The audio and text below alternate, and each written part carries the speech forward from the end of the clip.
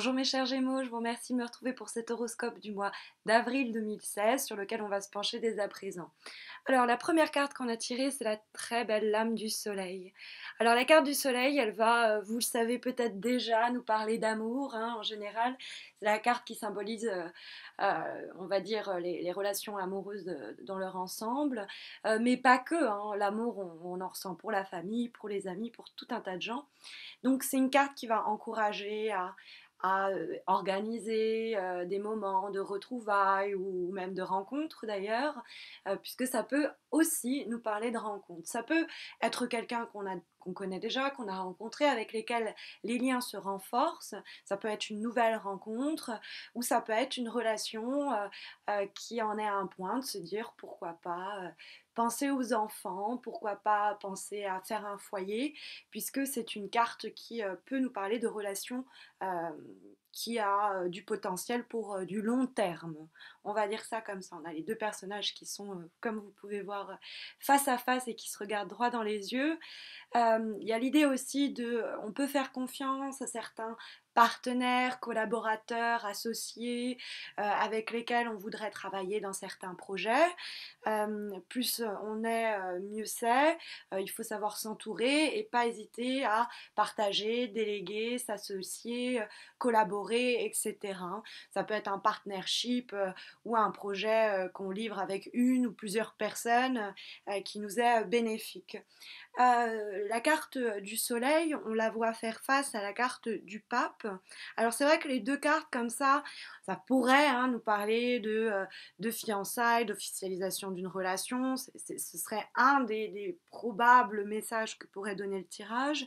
Néanmoins, le pape, je dois le voir là où il se trouve, c'est-à-dire dans les attitudes, les comportements ou même des événements qui pourraient vous être néfastes au cours du mois d'avril. Et alors, le pape, ça peut être carrément quelqu'un. C'est un personnage.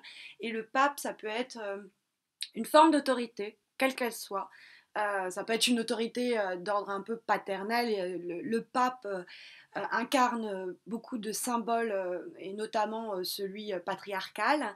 En termes d'autorité, ça peut être le patron, ça peut être le père, ça peut être d'ailleurs la patronne, ou la mère. Bon, j'aurais plus tendance à me dire que ce serait une autre carte, mais c'est quelqu'un qui peut avoir de l'influence et qui pourrait vous poser problème.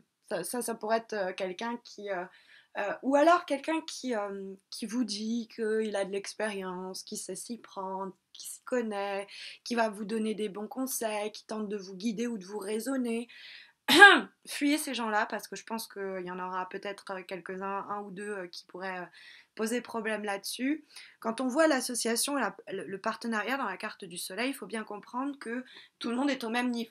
D'accord, hein. Ils se regardent, ils sont au même niveau, ils se font face. Et le pape, c'est quelqu'un qui est au-dessus. Hein, c'est quelqu'un qui a une autorité d'une façon ou d'une autre. Ça peut être parce que c'est quelqu'un qui a du charisme et que quand il se met à parler, on l'écoute. Mais ça peut être quelqu'un parce que il sait quelle ficelle tirer pour. Bon. Donc ça peut être possible. Après, le pape, ça peut être vous, votre comportement. Et dans ce cas-là, le pape, il est un peu moralisateur, il peut être un peu à cheval sur certaines valeurs et du coup manquer de flexibilité. Avoir des valeurs, vous allez me dire, c'est bien. Moi, je suis une de ces personnes qui pensent que les valeurs, ça fonde la personnalité. Mais ça pourrait être l'idée de savoir un petit peu arrondir les angles. Excusez-moi, arrondir les angles. Ce mois-ci, c'est-à-dire pas être inflexible sur un peu manichéiste quoi, sur sa vision des choses en disant non, ça c'est mal, et être un petit peu aussi dans le jugement. Voilà, ce serait l'idée. Alors, ça peut être vis-à-vis de l'extérieur, hein, mais ça peut être aussi vis-à-vis de soi-même. Hein. Ça peut être se dire ah non, je peux pas faire ça me ressemble pas, ou ah non, ça va pas avec ce que j'ai dit que j'allais faire. Ou bon, l'idée c'est d'être un peu plus souple, quoi. Ça pourrait être aussi une façon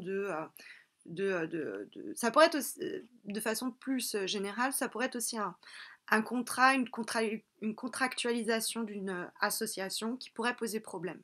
Ça pourrait être aussi, on veut travailler ensemble, on veut vivre ensemble, etc. Mais on n'a pas envie de se fiancer, on n'a pas envie de se mettre en concubinage en termes financiers ou ça. Mais après, ça peut être vraiment, on doit signer un contrat.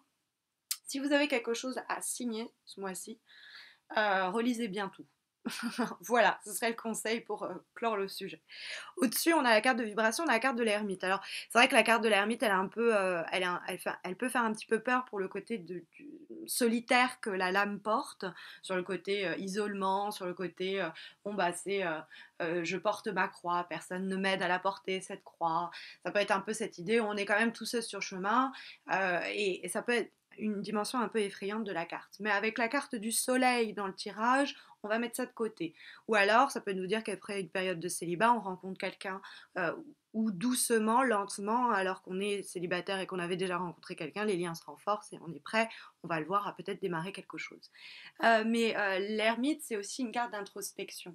Et c'est une carte, on peut être, sortir, voir des gens, etc., mais être dans un processus quand même de réflexion sur soi et sur qui je suis. Alors ça peut être vraiment très spirituel, hein, et vraiment qui je suis, où je vais, qu'est-ce que je veux faire de moi, qu'est-ce que je veux. Mais ça peut être aussi une réflexion menée sur un sujet vraiment spécifique qui sera, qu'on devra traiter avec précaution. C'est-à-dire qu'au lieu de se dire je me lance tout de suite, on va prendre le temps d'examiner la situation. On va agir avec prudence et on va pas aller plus vite que la musique. C'est l'idée que on va pas se précipiter. Et donc calmement, on va étudier, hein, les possibilités, comment ça peut, voilà, se passer. Donc ça peut être aussi ça. Ça peut être une forme de, alors je devais dire révolution intérieure, ça c'est possible parce que période d'introspection comme ça, après une sorte, on accouche de son nouveau soi. Ça, vous allez me dire qu'est-ce qu'elle raconte Miss Mojo. C'est-à-dire que c'est un peu comme les serpents qui se défont d'une de leur peau et qui se défont de leur peau et puis hop, ils sont, c'est comme un sous-neuf. C'est un peu cette idée, on pourrait avoir un processus comme ça qui passerait par une réflexion, même peut-être par une psychanalyse, j'en sais rien, ou des conversations, parce que je la sens pas comme quelque chose de forcément vécu tout seul ou toute seule de son côté. Ça peut être vraiment quelque chose qui est fait en même temps qu'on est très bien entouré, etc. Mais bon, bref, ce sur quoi ça arrive, après ça peut être, je vous disais, plus matériel, on avance précautionneusement dans une association, un partenariat, on étudie bien le contrat avant de se lancer, hein, on peut être sur quelque chose de plus concret, matériel. Mais la carte du battleur qui vient donner la tendance pour ce mois d'avril, c'est quand même une carte qui nous parle de pousser une porte, quoi. C'est à la fois naître, renaître, hein, on appelle le nouveau-né du tarot de Marseille, et donc c'est pour ça que je vous disais, comme le serpent, comme ça peut nous permettre de faire un peu peau neuve, mais ça peut être aussi, bah, on agit avec précaution pour avancer lentement vers cette nouvelle idée, ce nouveau projet, cette nouvelle relation que l'on veut voir émerger ou que l'on sent qui est en train d'émerger. Donc le battleur, moi j'aime bien dire, voilà, c'est comme une porte que l'on pousse, c'est un peu aussi comme quand on fait ses valises, c'est-à-dire qu'on est presque déjà dans la nouvelle aventure, mais on n'est pas encore parti vraiment, c'est toujours les prémices, on est en train de se préparer, on met ce qu'il faut, on est déjà dans le mouvement dans notre tête et certains éléments très concrets sont en train de se mettre en place mais c'est un nouvel essor qui demande encore à être nourri, à s'enrichir avec le temps. Alors on a une cinquième carte, hein, je vous avais dit que maintenant ce serait une tradition pour commencer cette seconde année de présence sur YouTube, une cinquième carte de synthèse ou de conseil qui est en fait une carte qui est issue du tarot d'Oshozen, qui est une relecture des la majeure et mineure du tarot de Marseille sur un plan plus philosophique, spirituel, etc. Et nous avons la carte de la transformation qui est en réalité l'arcane sans nom, hein, mais bon, relu à travers le prisme du tarot d'Oshozen et donc qui nous délivre un message plus spirituel. La transformation, c'est pour ça que j'osais le terme de révolution intérieure tout à l'heure, mais c'est vrai que la transformation, ça va être moins l'idée de quelque chose qui meurt ou qui se termine, ça va être plus l'idée de métamorphose, de transformation, mais en vue d'être vraiment soi-même. C'est ce que je vous disais, faire peau neuve. L'arcane sans nom qui peut nous parler plus de la mort nous dit quelque chose que se termine et quelque chose naît. Avec l'arcane de la transformation, on n'est pas dans ce processus de quelque chose qui se meurt, mais on est dans ce processus de métamorphose, de quelque chose qui évolue, qui croît, une forme d'expansion en vue d'un meilleur avenir, mais d'un meilleur là, du moment, de ce qui arrive, de ce qui est et de ce que l'on est aussi. Donc c'est une carte qui nous fait passer, si vous voulez, d'une dimension à une autre. C'est dans le tarot de Shozen, elle est apparentée au moment où Bouddha, quand il décide de justement de laisser aller, c'est là qu'il a ce sorte de flash de compréhension et qu'il est illuminé, éclairé, qu'il trouve la lumière du savoir comme ça qui le transperce. Donc comme si il y avait un processus qui était en place qu'il faut juste, comme je vous disais, nourrir un peu par certains comportements, mais qui est en train de révolutionner, mais dans le bon sens, hein, c'est-à-dire de nous amener à un nouveau stade de notre être au monde, c'est-à-dire qui on est et qui on était censé devenir, qui du coup on est sur le point d'être, mais aussi ça peut être vraiment des transformations à d'autres niveaux, beaucoup plus matériels et beaucoup plus concrets. Je vous délivre un message plus spirituel parce que le tarot de Shosen, c'est le but, c'est d'être un peu plus spirituel que je ne le suis. J'essaye toujours d'être un peu plus concrète dans mes tirages matériels, on va dire, et la carte d'Oshozen que je tire est là pour ouvrir un petit peu en termes de lecture et de réflexion sur quoi méditer en avril.